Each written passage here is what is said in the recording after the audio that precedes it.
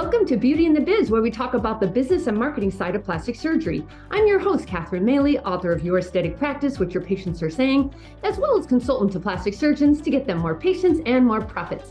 Now, today's guest is really interesting. It's Dr. Michael Stein. He's a plastic and reconstructive surgeon in private practice on Park Avenue in Manhattan's Upper East Side for the past 4 years. I love that because we have somebody who's still kind of new at this. So he's a faculty member at Lenox Hill and Manhattan Eye, Ear, and Throat Hospital and an assistant clinical professor at Columbia University.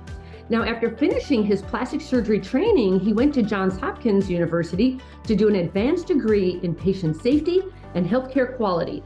He also did an aesthetic and reconstructive breast surgery fellowship in Manhattan. Now, he's a member of the American Society for Aesthetic Plastic Surgeons, as well as the Canadian Society of Plastic Surgeons. Dr. Stein specializes in mommy makeovers and complex breast surgery, and he speaks and publishes regularly on these techniques nationally as well as internationally. Dr. Stein, thanks so much and welcome to Beauty in the Biz. Thank you for having me, Catherine. Absolutely. So let's just get started. Why plastic surgery? Why not some other specialty? My path towards plastic surgery wasn't straight. I actually was committed to cardiac surgery first. So during my undergraduate degree at McGill, I spent every summer doing cardiac surgery research. And I actually went into medical school wanting to be a cardiac surgeon.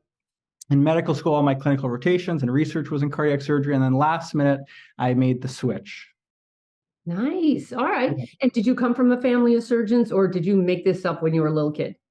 No. I was always artistic. I always wanted to be a surgeon. I liked working with my hands.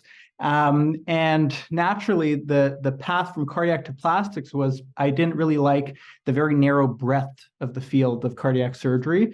And everything was under the hood, the technical finesse, how sophisticated the surgery was. You didn't really see the results firsthand. So when I started doing plastic surgery, the breadth was massive and it was very artistic and you could see your results firsthand. And I fell in love with it.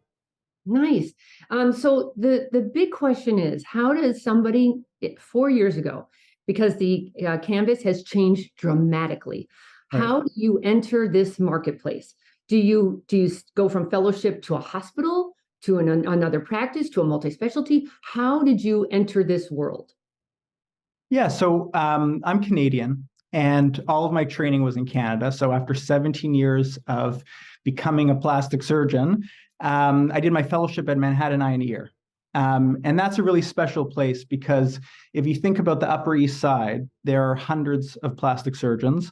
And most, if not all of them, are affiliated with this one institution because you need to have admitting privileges in a place close to your practice in case someone needs to go to the emergency room or you need to do a surgery at the hospital. So I really had access to hundreds of practices and learn aesthetic surgery and reconstructive surgery from many different surgeons. So I decided to stay in New York.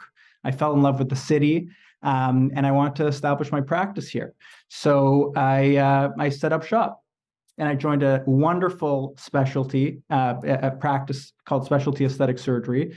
And I'm here to stay. All right. So we have to back up a little bit because the world is your oyster, but it's also the most complex decision you're going to make that's going to affect your career for a lifetime. So how did you go about deciding I'm going to go with a small private practice versus a practice with 8 surgeons? What was your decision-making process like to decide who to go with? So I have a unique practice because I'm basically 50-50 cosmetic and reconstructive. So I do breast cancer reconstructive surgery and trauma. I'm an assistant professor at Columbia. I work at Harlem Hospital. I teach residents, and that's all reconstructive surgery. And then half the time I'm on Park Avenue with a great group doing, it's a group called Specialty Aesthetic Surgery, and I do cosmetic surgery. And I love it. I love having both. I love, you use tools of both, and you're not like a reconstructive surgeon or a cosmetic surgeon. The tools are kind of interchangeable and make you a better surgeon in each type of specialty. So I wanted to keep that. I didn't want to only do cosmetic surgery. And so I have this hybrid practice and I love it. Well, I happen to know that practice very well because I consulted with them and helped them grow because they also were kind of leaving the managed care world and come more into the cosmetic world. But the beauty of them is one of the surgeons is a facial plastic surgeon, another one is an ocular plastic surgeon. And then for you to come on board as a plastic surgeon, I think that's so genius. I don't know why others don't do that. I think it would cut down a lot on the bickering between two facial plastic surgeons coming together to share patients, or two Right. plastics come together. Was that like one of the thought processes to just bring in a different specialty and you all have your own boundaries? Yeah, I mean, we're all equal. So I spoke to a lot of people in establishing my practice, and I met with a lot of people. And the first time I met with Bruce Moskowitz and Greg Mishkovich, which is the oculoplastics and the facial plastics you're referring to, it was really like a love at first sight thing where we're very similar personalities. We all come from the academic world. We all have we all have hybrid practices, and we're all kind of low key, not so big on social media, just results, results, results, and exceptional patient care. And they're gentlemen. They were just really superb guys. And we got another surgeon, Dr. Anna France. She came from Beverly Hills, who's also fantastic, so technically skilled.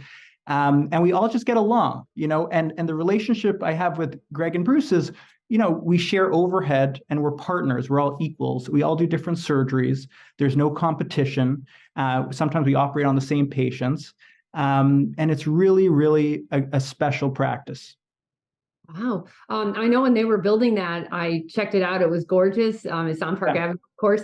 But is there enough room for everybody? And how are you sharing the OR? Yeah. So as we get busier, we're basically operating every day in this operating room. We do have other surgical facilities we can use. Like I have privileges at Lenox Hill and Manhattan Eye and Ear. So in the rare case where we're kind of overbooked and a patient won't accommodate the schedule, I can do it at Manhattan Eye and Ear. And they too can operate at different places. But we're busy and it's great. And these are good problems to have. And as time passes and we get busier and busier, we'll figure it out. For sure. And do you actually refer to each other? Yeah. Would a patient want a facelift and then perhaps a BLEF and switch surgeons, or how does that work? We haven't run into any problems. It's very simple. I do a lot of mommy makeovers, which is basically all types of breast surgery, augmentation, reduction, lift, whatever it may be, and tummy tucks. A lot of the time that involves liposuction.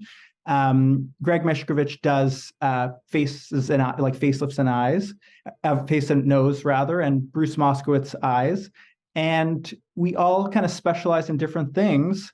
And when a patient calls in, they're kind of diverted to that surgeon.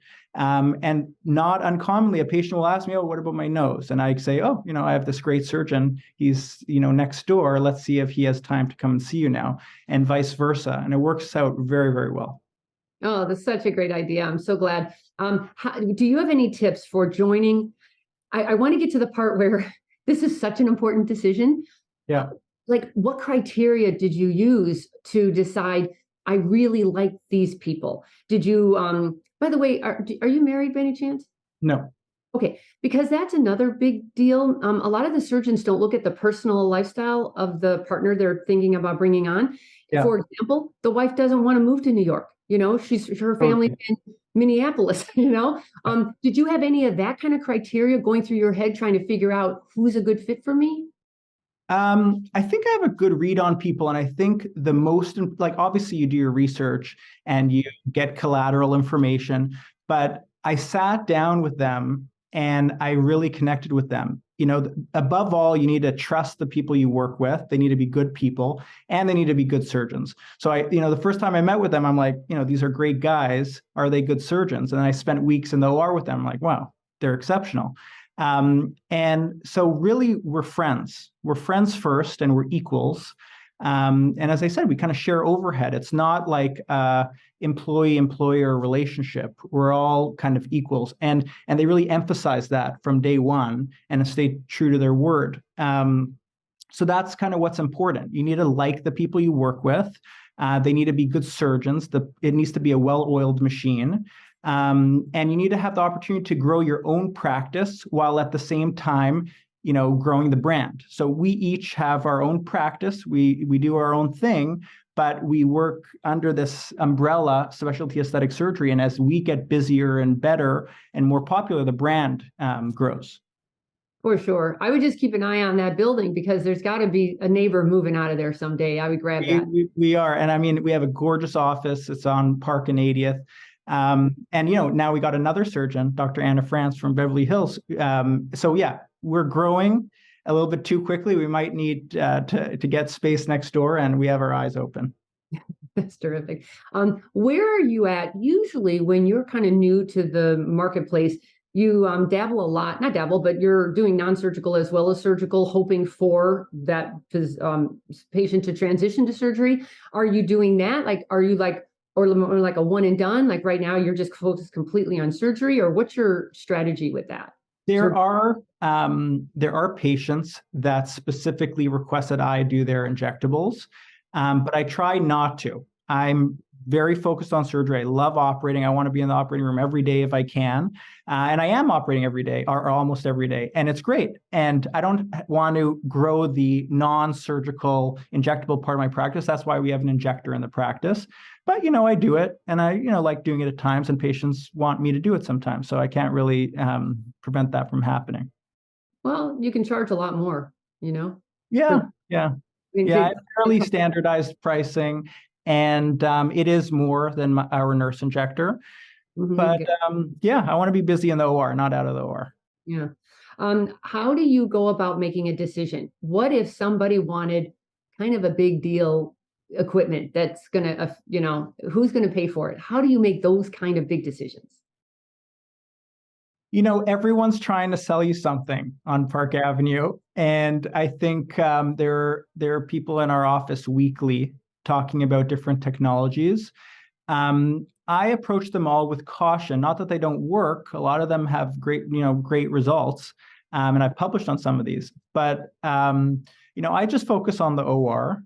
And we have radiofrequency skin tightening. We have lasers in our office. We do a lot of these procedures, but, we focus on surgery. That's what we do. So, we're not trying to grow that part of our practice. Yeah. Well, there's got to be some OR equipment that's pretty expensive too. So if that happens, let's say the generator blew out or something, and you have a $100,000 bill. Do you all just decide diplomatically everyone's going to split the bill? Yeah, just like when we buy a device, it's split in the practice. We all contribute. Similarly, if something goes wrong, we split. We're all equals. Gotcha. If there is any tension, where's it coming from? Because 3 surgeons working together is usually not kumbaya, but it sounds like yours is close to being that as possible. Where would be the sticky points? Look, we're like we have one surgeon in their 60s, one in their 50s, and one in their 30s, late 30s. So it's like we're all from different generations. And that's what makes it so special, because we all have different perspective on things. And sometimes, when we talk about social media, someone thinks it's not as important while others think it's important.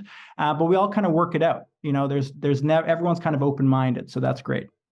Oh, that's fantastic. And just what's the biggest mistake you've made so far that others could learn from?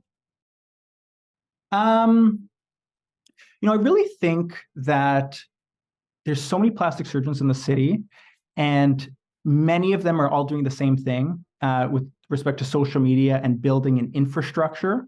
And I don't think I've made a big mistake yet. I'm sure I will.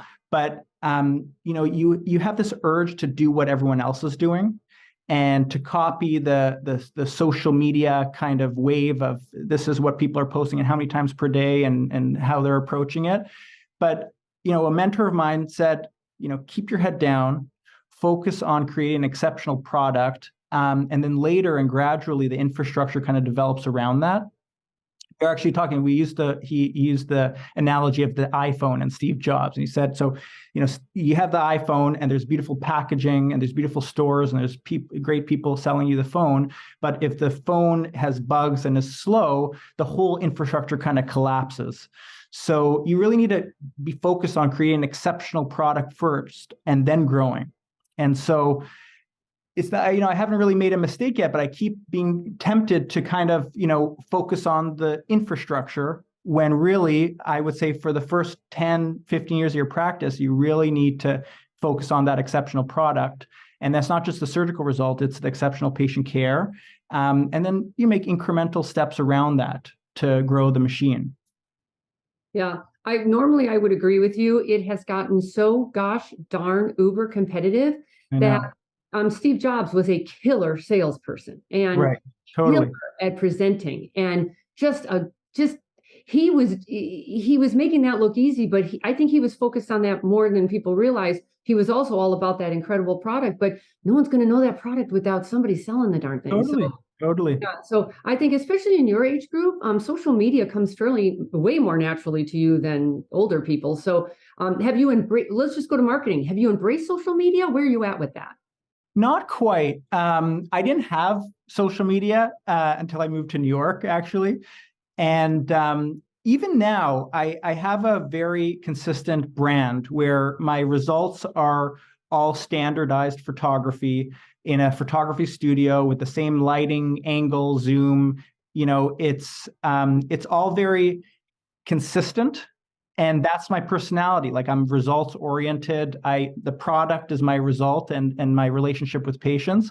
So I haven't really, I don't have TikTok. I just opened up a YouTube account, did a couple educational videos, but I'm not really embracing it yet. I will. I don't see myself as the dancing on TikTok kind of surgeon, or selfies of patients in like bikinis or whatever.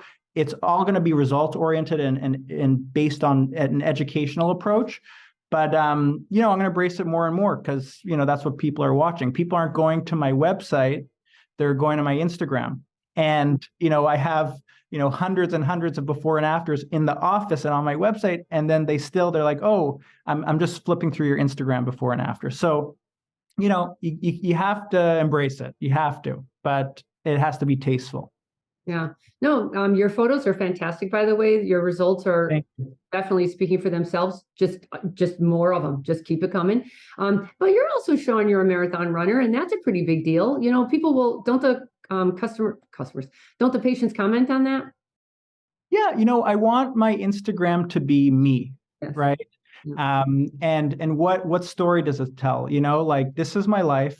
Mm-hmm. I'm a normal person, and my results, I'm very results oriented. So I'm going to post pictures of me when I travel, when I go biking in Italy, or when I run the marathon, because that's my personality. There's no hiding it. There's no me as a person and then me on TikTok and Instagram influences two different people. It's, I am who I am, and my patients know that.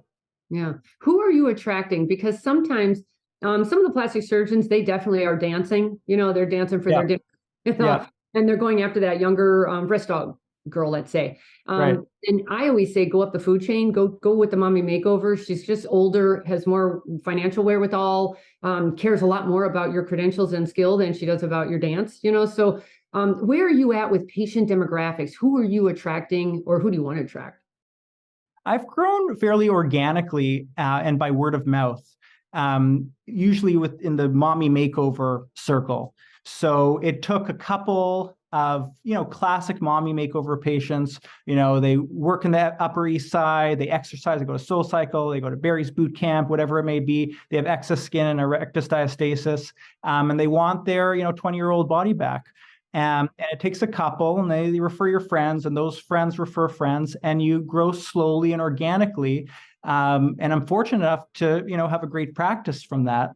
That's who I'm trying to attract. I wouldn't say trying to attract. That's what just inevitably happens because my practice is mostly word of mouth. I'm not so big on social media. That's my clientele. The word of mouth, are you doing anything in particular to make that happen, or are you just letting that happen organically? It's mostly organic, Patients leave reviews. You can always tell where patients come from, friends of friends, and it's really great tracking back where they've come from. But I've really been honing in on the product and having growth grow at the beginning of my practice organically rather than pushing, social media and the infrastructure. While that might come, it's, a word of mouth practice at this point. You know what I think is so compelling coming from a consumer cosmetic patient point of view? When that patient's back for her post-op visit and she is just loving you, if you could right then say, do you want to do a quick video with me? Yeah, I should do more of that. Yeah. If you could do more of that, it's so authentic when she says yes and you do it now. You don't, she's like, well, I have to prepare. No, you don't. We're just going to just chit chat quickly. And then you're just going to direct her and you're literally just going to say, you know what, this is Karen. She had a mommy makeover. This is 2 weeks out. Karen, how you feeling? Yeah.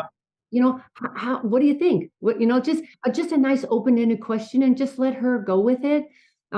I just think those are so compelling, Totally. I totally agree. And I should do more of that. They say one, and I see this in my practice, 1 out of 10 patients will leave a review and will let you use their pictures.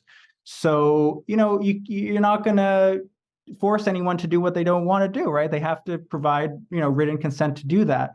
And so we don't like to be pushy, and we usually wait for the patients to come to us, but totally, we have a lot of happy patients, and when they're coming back and they're all happy, we should say, do you want to leave a testimonial?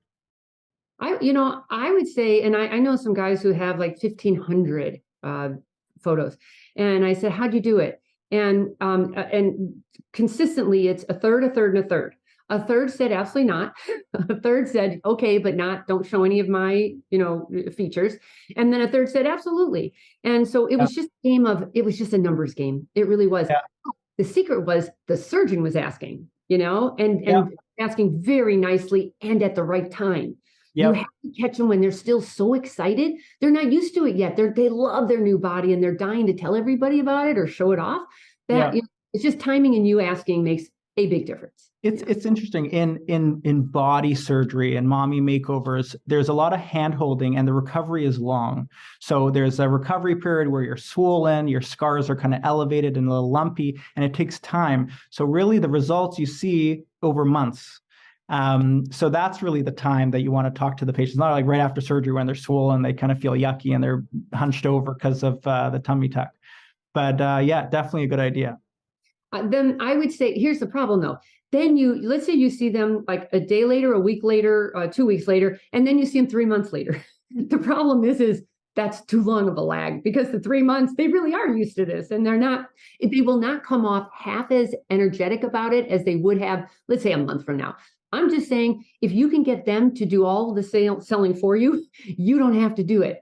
Totally. You're just doing your great results, and they're loving you and loving their new look, and all their friends want to come with you. That's another reason I like mommy makeover so much.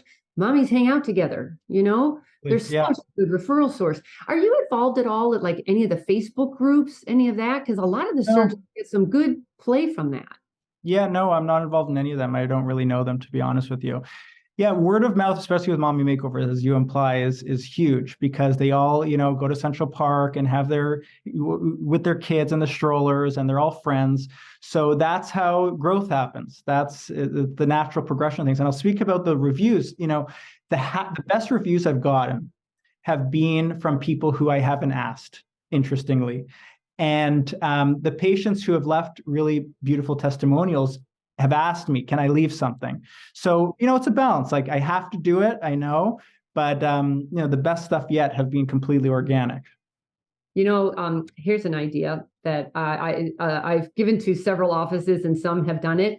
Maybe in the photo room, so it's not so direct, but you have like some kind of signage that says, like, the best compliment you could ever pay us is a review. Yep. And totally. So I'd like to plant that seed, because here's the thing. No one's thinking about growing your practice for you, waiting for somebody to organically think about that. That's why it's only 1 in 10. You must help people think about that. So, yeah, I agree. And I see my patients very frequently post-op. Like when a patient pays for surgery, they're paying for a longitudinal relationship over years, right? And the surgery is just 1 day. But they're coming and seeing me in the first couple of months almost weekly. I'm seeing them many, many times. And I mean, that's the most valuable thing about being a surgeon, is developing these relationships with patients. And the results important, obviously, but 70% of the care in the relationship is the postoperative care. And their anxieties, their questions, them coming for their pictures and watching their progression over time and showing them their pictures. It's great. A lot of opportunity for talking about that. Oh, that's fantastic. So tell me, I know it's still early, but do you have any crazy patient or staff stories that you would care to share? Crazy patient. I haven't, I wouldn't call anyone crazy, but I give everyone my cell phone number. Okay. And I think that's required. For a Park Avenue practice, the patients are paying a large sum of money for your care first, not just the results. So they need to have access to you. They're going to be anxious. They're going to have worries. Every patient does. So sometimes it backfires, where a patient will, text me for non-urgent things, in the middle of the night. I wouldn't call them crazy, but the majority, I would say 98% of my patients they just get it. They know when to text me. They know when to ask questions. And some of them ask a lot of questions, but it's appropriate and reasonable. Some of them will text, in the middle of the night saying, I'm doing great. That's not crazy, but a little inappropriate. I do think you get way more out of that for the couple times you do have to deal with the middle of the night. But normally the patients, it's something weird about that. If you give them your phone, they don't use it. If you won't give them your phone, they're going to bug the heck out of your nurses. There's something about that. They want to know they could talk to you if they had to. Yeah. And a lot of practices, from working in Manhattan, I've seen a lot of practices during my fellowship, and a lot of the setup in a lot of practices is you go first through the nurse or their assistant, and then if something's serious, it goes to the surgeon. I thought about that, but it just doesn't work. Like, I want to know right away when things are happening, and I need that dialogue to be crystal clear between the patient and I. So, I mean, it's a lot of work, but it's warranted. It's what the patient needs. I knew this very well-known plastic surgeon in Arizona. He's retired now, but we were all at a meeting and we were having dinner. And actually, it was after dinner, we were having a drink, and it was probably 10 at night, 11 at night. And he took a call from the patient, and he was so comforting to her. And I thought, that's what makes him great, It's almost like you're treating yourself as much as you're treating the patient. Like, I want the patients to update me the day of surgery and the next day. And if I don't hear from them, I get a little anxious myself. So I mean, it's just part of the game. That's part of the practice. Like, anyone knows, in my practice, I'm always on my phone because there's patients texting me all the time, and you need to have that dialogue right away and consistent. And that's good care. It's part of, your exceptional care is not just exceptional results. It's everything. Yeah. So do you have a plan? Like, right now, the plan is to grow your name, I assume, on Park Avenue. Any plans to scale or do anything differently? No plans to scale as of yet. We're growing as a practice. As I was saying, we just joined us Dr. Anna France from Beverly Hills, who's superb. And, I see us adding people in the future, but we're not thinking about that right now. Yeah, you have your hands full. We have our hands full. Our office is growing, and we're getting busier, and we're kind of busting at the seams. So yeah, we're taking it slow. For me, I'm early on in my career. There's no exit strategy. There's no plans of private equity and all that stuff. I'm sure you're going to ask that. I love to operate. I want to operate until I can't anymore. I literally, and I know surgeons, some of my mentors are, in their 80s operating. And I see myself as that person. So there's no early retirement, make it and exit and retire. I'm going to be doing this forever. Any tips for the new guys coming up? I think it's really important to trust your skill, because Manhattan's probably the most competitive market in the world. The highest density is Park Avenue, probably in the world. So a lot of people are going to tell you not to come, go somewhere else. They're going to try to intimidate you, and I saw a lot of that by working with hundreds of plastic surgeons.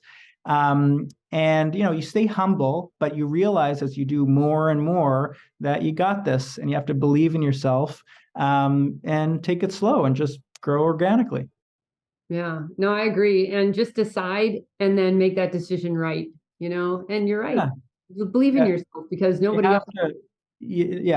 to, you have to be strong to work here. That goes without saying. On Park Avenue, we're at 80th. When I walk home to 60th, I cross, I don't know, 50 practices. It's crazy. So you need to have confidence, and you need to be confident in your ability, and move forward. Yeah. So it's great. It's so great to talk to you. So last question, tell us something we don't know about you.